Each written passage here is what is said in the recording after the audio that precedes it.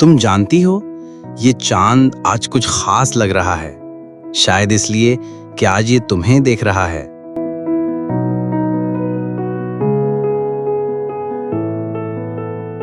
کیا آپ ہمیشہ سے شاعرانہ باتیں کرتے ہیں؟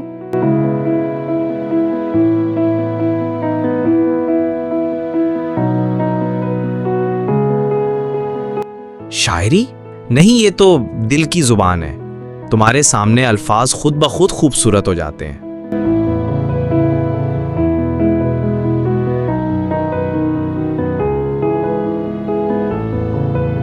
پتا ہے، میں نے زندگی میں سب کچھ دیکھا، مگر جو سکون تمہارے ساتھ محسوس ہوتا ہے وہ کہیں نہیں ملا۔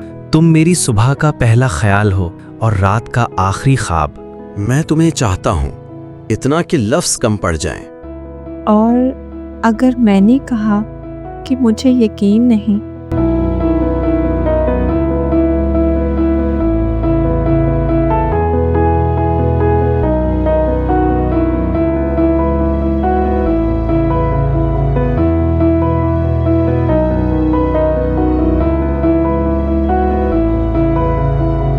تو میں ہر دن تمہیں یقین دلاؤں گا۔